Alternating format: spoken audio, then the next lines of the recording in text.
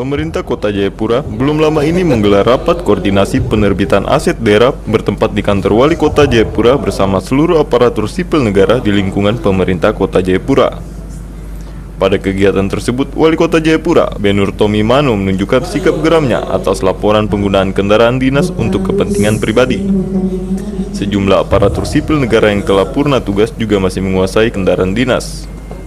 Tomimano juga menyoroti Dinas Kesehatan, instansi lingkungan hidup, dan organisasi perangkat daerah kebersihan yang melaporkan adanya penggunaan kendaraan dinas roda 2 dan 4 tanpa keterangan.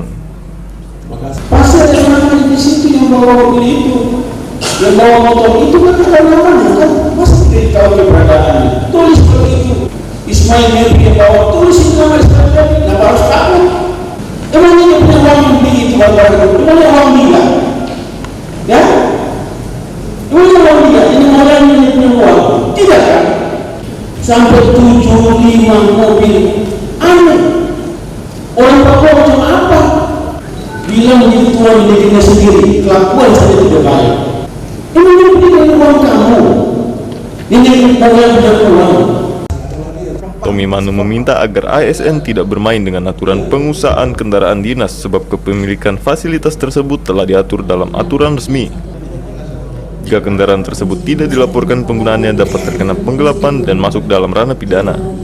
Wali Kota Jayapura menghimbau agar pensiunan segera mengembalikan kendaraan dinasnya. Dari Kota Jayapura, Papua, Tim Liputan, Jaya TV mengabarkan. Selamat sore rekan-rekan Angkatan 28. Kembali lagi bersama saya Endang Sulistianingsih dari kelompok Budi Utomo. Saya tidak sendiri, saya bersama rekan-rekan saya, ada Mas Fikri, Halo. Mbak Ulan, dan Mbak Stevi. Pada kali ini, saya bersama rekan-rekan akan menganalisis video terkait akuntabilitas. Mari kita simak analisis yang pertama dari Mbak Ulan. Menurut Mbak Ulan, bisa dikemukakan nilai-nilai akuntabilitas terkait dengan video yang telah ditayangkan barusan. Silakan Mbak Ulan. Baik, terima kasih Mbak Endang. Jika kita melihat dari video yang sudah kita tonton tadi, maka sudah jelas bahwa kasus tersebut tidak sesuai dengan nilai akuntabel. Bila kita melihat dari indikator-indikator yang ada, yang pertama yaitu indikator kepemimpinan. Sebelumnya saya akan menjelaskan tentang pokok pikiran dari indikator kepemimpinan, itu adalah memberikan contoh yang baik sehingga menciptakan lingkungan yang akuntabel. Tentunya kendaraan dinas tersebut diperuntukkan bagi pejabat-pejabat atau pimpinan-pimpinan dari pemerintah daerah Kota Jayapura. Namun demikian, pimpinan tersebut tidak memberikan contoh yang baik bagi ASN maupun bagi masyarakat kita sendiri. Selanjutnya, indikator yang kedua yaitu transparansi. Dari kasus tersebut dapat kita simpulkan juga tidak menerapkan transparansi, terbukti dengan tidak terdeteksinya penggunaan kendaraan dinas tersebut. Bahkan kendaraan dinas tersebut masih dipergunakan oleh ASN yang sudah purna jabatan. Tidak adanya laporan penggunaan kendaraan dinas juga tanda bahwa tidak adanya transparansi dari kasus tersebut. Selanjutnya untuk indikator yang ketiga, silakan. Terima kasih Mbak Ulan atas penjelasannya. Untuk indikator ketiga yaitu integritas dan tanggung jawab akan saya sampaikan sendiri. Menurut pandangan saya terkait dengan video yang telah ditampilkan, di sisi lain baik integritas ataupun tanggung jawab tidak dimiliki oleh ASN yang ada di kota Papua tersebut. Kenapa? Karena di sisi lain untuk ASN yang sudah purna bakti, sudah sepatutnya mereka menyadari kewajiban untuk mengembalikan segala fasilitas yang didapatkan selama menjadi ASN aktif kepada instansi terkait, sehubungan dengan berakhirnya masa tugas sebagai ASN di tempat tersebut. Bagi ASN yang aktif pun, kita dapat melihat bahwa mereka tidak mencerminkan tanggung jawab. Mereka tidak mencantumkan nama pengguna, kegiatan pengguna, dan durasi penggunaan saat melakukan peminjaman. Sehingga ketika terjadi sesuatu pada kendaraan operasional, sulit untuk dilakukan penelusuran. Sebagai ASN, seharusnya kita dapat mematuhi peraturan. Itulah yang diharapkan. Demikian nilai akuntabilitas menurut analisis saya. Untuk nilai selanjutnya bisa dijelaskan oleh rekan saya, Mbak Stevi. Kepada Mbak Stevi, saya persilahkan. Baik, terima kasih Mbak Endang. Saya akan menjelaskan atau saya akan melihat dari sisi keadilan dan kepercayaannya. Sebenarnya kalau kita lihat dari sisi sebagai seorang ASN-nya yang menggunakan kendaraan roda 2 maupun 4 roda ini, sebenarnya tidak ada rasa keadilan. Tapi jika kita melihat dari sisi kepemimpinan yaitu wali kota, menurut saya itu terlihat memiliki rasa keadilan karena sebagai wali kota dan pemimpin, beliau benar-benar menyalahkan atau memarahi semua ASN bahkan purna tugas yang menggunakan aset negara dengan tidak baik, yaitu tidak melaporkan penggunaannya dengan jelas, seperti yang tadi disebutkan oleh Mbak Ulan dan Mbak Endang. Nah, kalau misalnya memang tidak ada rasa keadilan atau tidak ditunjukkan rasa keadilan ini ke masyarakat, maka masyarakat akan skeptis terhadap kita. Keadilan ini tidak ditunjukkan. Nah, sejalan juga dengan rasa kepercayaan ini.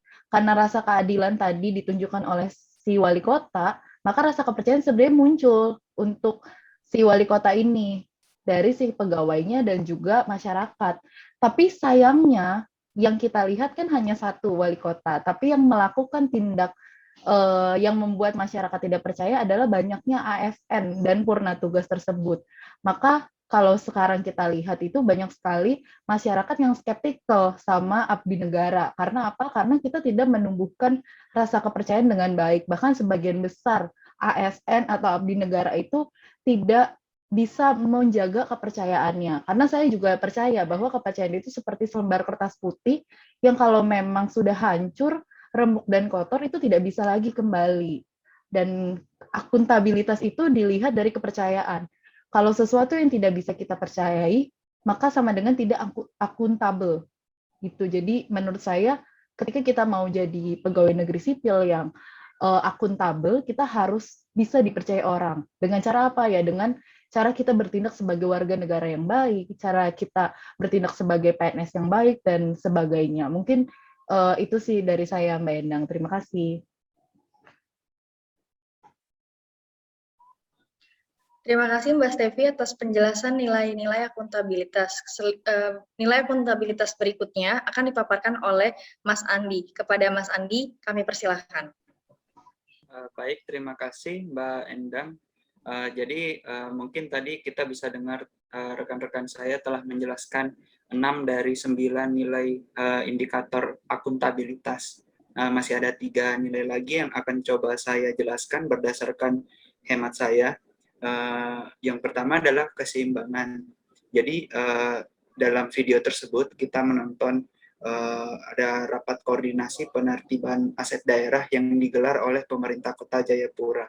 Saya rasa rapat tersebut itu selaras dengan upaya pemerintah kota untuk mencapai akuntabilitas. Karena memang diperlukan adanya keseimbangan antara akuntabilitas dan kewenangan dari para pengguna kendaraan dinas tersebut. Nah, dalam penerapannya sebagai ASN, kita sebagai seorang ASN tidak boleh menggunakan wewenang kita melebihi kapasitas yang telah diatur. Yang benar, kendaraan dinas itu dapat menunjang peningkatan kerja. Namun kewenangan tersebut harus memperhatikan kebutuhan dan kapasitas sumber daya aset milik daerah yang ada. Lalu untuk indikator selanjutnya ada yang namanya kejelasan. Jadi selain daripada itu, rapat ini itu menurut saya memenuhi salah satu indikator kejelasan karena rapat ini merupakan kegiatan untuk mencari gambaran yang jelas mengenai permasalahan dan fokus utama, yakni penggunaan kendaraan dinas. Ini juga sebagai suatu sistem pelaporan secara organisasi, di mana untuk menciptakan dan mempertahankan akuntabilitas, maka sebuah organisasi harus memiliki kewenangan yang jelas. Penerapan dalam ASN, dalam pekerjaan sebagai ASN, kita sebagai seorang ASN, sebelum melakukan pekerjaan, itu kita harus dapat mampu membuat gambaran yang jelas terlebih dahulu tentang apa yang menjadi tujuan dan hasil yang diharapkan. Dengan melakukan hal tersebut, kita dapat melaksanakan peran dan tanggung jawab kita yang diharapkan dapat memiliki dampak positif yang maksimal terhadap kinerja organisasi. Dalam hal kendaraan dinas atau penggunaan kendaraan dinas, sudah jelas ada peraturan yang mengatur mengenai penggunaan dan peruntukan kendaraan dinas. Contoh kasus, jika sudah jelas peraturannya bahwa ketika kita pensiun atau kita sudah purna tugas, kita harus mengembalikan kendaraan dinas tersebut. Maka jelas di sini kita harus menuruti peraturan tersebut. Itulah seorang ASN yang akuntabel dalam melaksanakan peraturan yang berlaku. Lalu untuk indikator yang terakhir adalah konsistensi. Jadi dari video tersebut saya menangkap bahwa pemerintah Kota Jayapura ini sudah membuat sebuah komitmen untuk menjadi organisasi yang akuntabel. Namun itu tentu membutuhkan konsistensi, di mana konsistensilah ini yang menjaga stabilitas. Komitmen dan kredibilitas seiring waktu dapat melemah, sehingga mungkin nanti karena melemahnya komitmen dan kredibilitas tersebut, jadinya sebuah kebijakan atau prosedur atau sumber daya yang dimiliki pemerintah itu dapat menjadi sia-sia.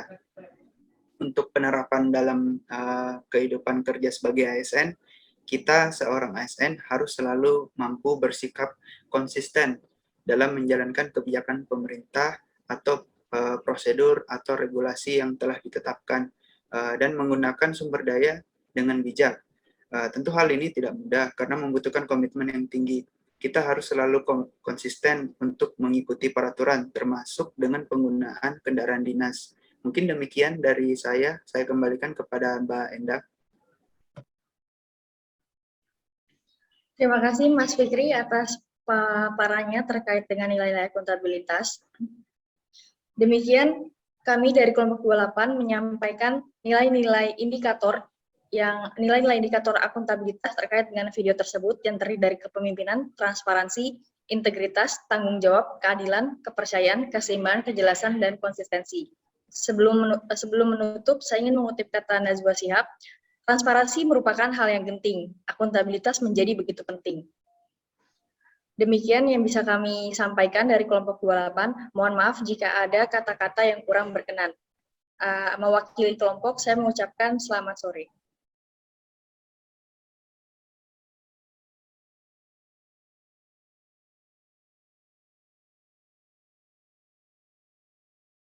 Saya bicara kepada mereka. Ibu dulu orang susah, ibu juga dulu susah. Ibu belajar dari susah itu harus tertantang untuk menghadapi masa depan seperti itu. Kamu harus belajar, terus belajar. Setelah SD ini, kamu jangan hanya sampai SD saja, lanjut ke SMP, lanjut ke SMA, kalau bisa sampai ke perguruan tinggi. Saya ngomong seperti itu. Kita boleh susah, tapi jangan mau hidup susah. Kita harus survive, harus semangat belajar begitu.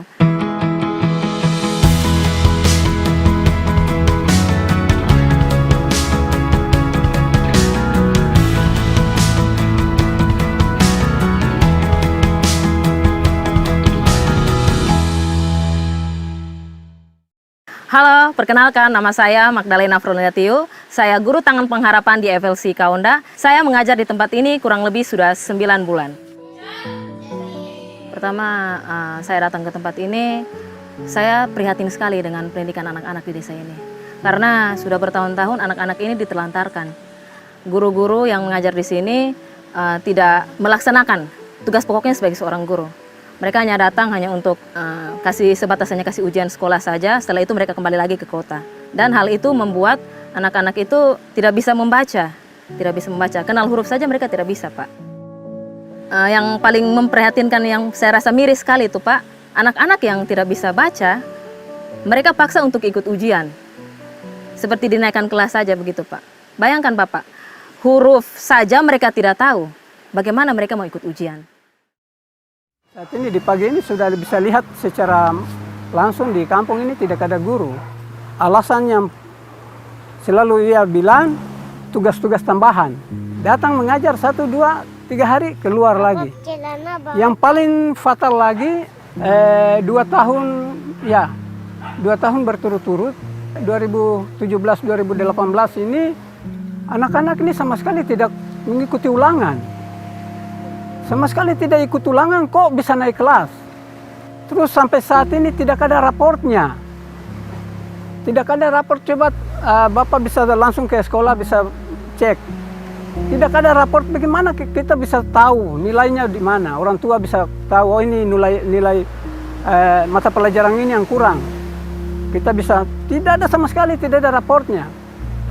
Salah satu kendala itu mereka tidak betah di tempat, tidak ada bertahan di kampung, di tempat tugas, di sekolah. Paling banyak mereka ada di kota, bisa sampai 2-3 bulan baru satu kali masuk.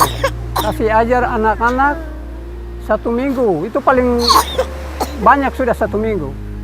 Kami tidak menyangkal guru-guru PNS, artinya pendidikan ilmu pengetahuan yang ada sih ada.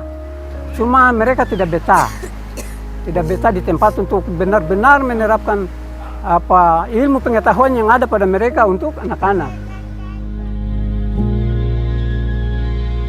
Ya, kesan pertama saya datang ke tempat ini, saya masuk ke kelas, saya lihat anak-anak mereka belajar itu, Bapak mau kenal huruf saja, saya tulis huruf A di depan, saya tanya, anak-anak ini huruf apa?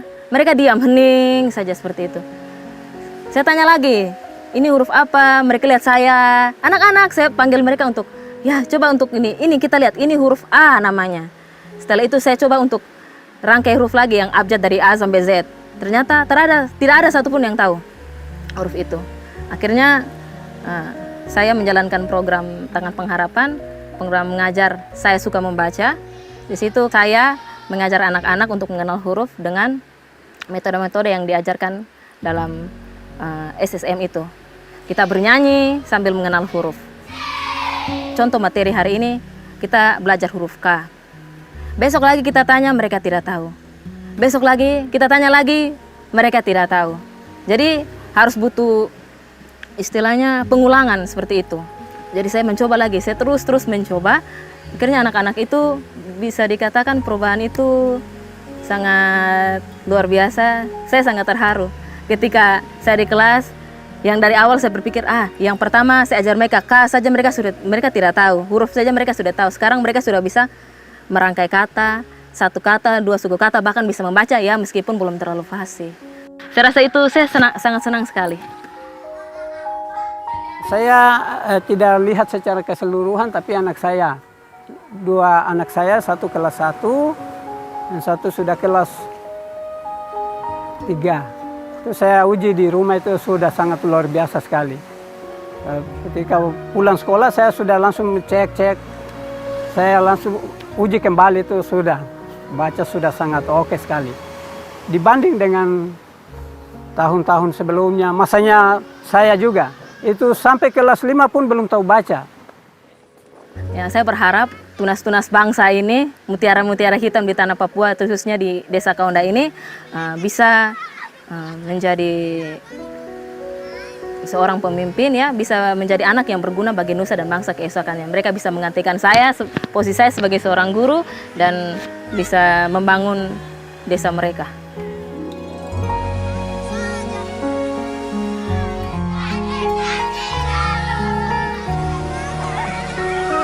Terima kasih kepada Tangan Pengharapan dan para donatur yang selalu support saya sebagai guru pedalaman dan selalu support pendidikan di desa ini. Salam Tangan Pengharapan, live a better life.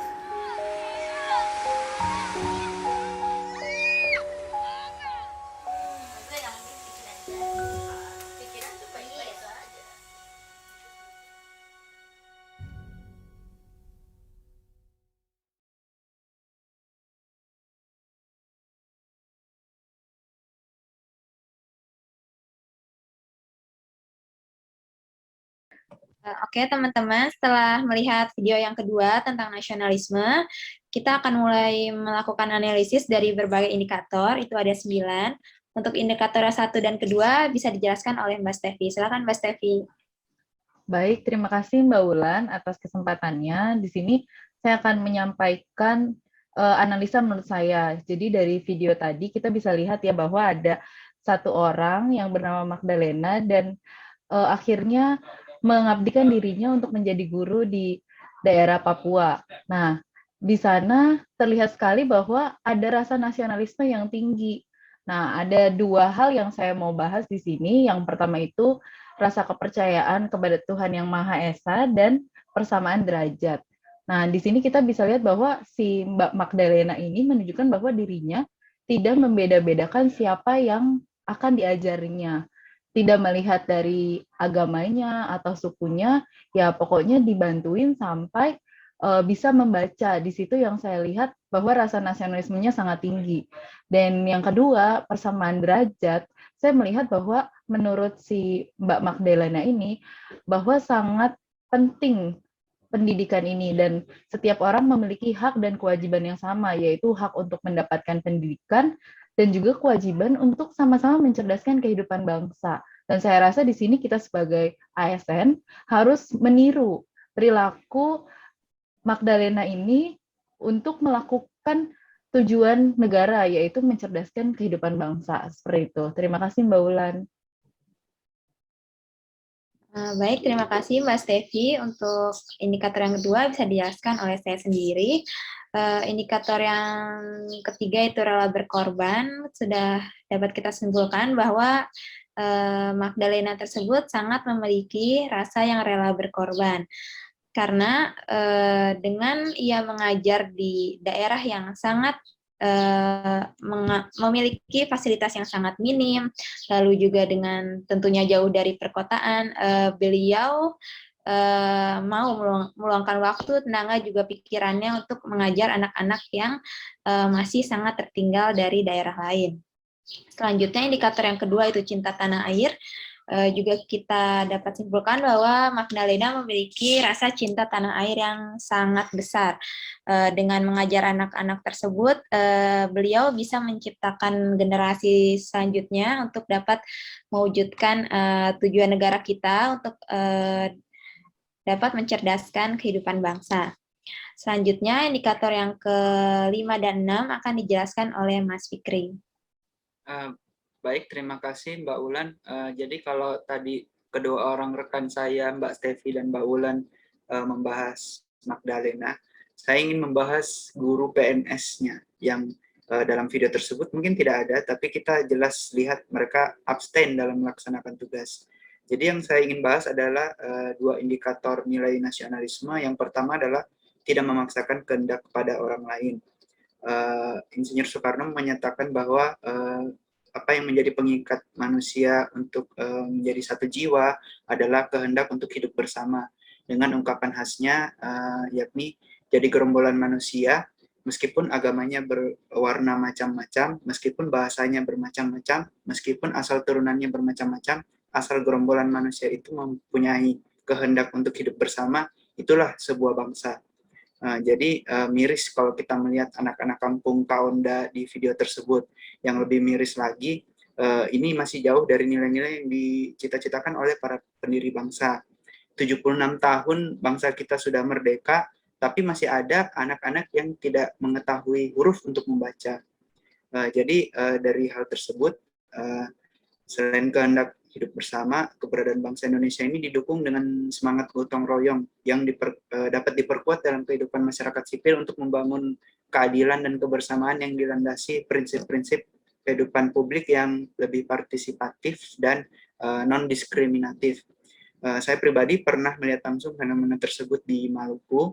Memang banyak ASN, profesi apapun itu, jabatan apapun itu, yang tidak memiliki atau tidak melakukan semangat gotong royong tersebut.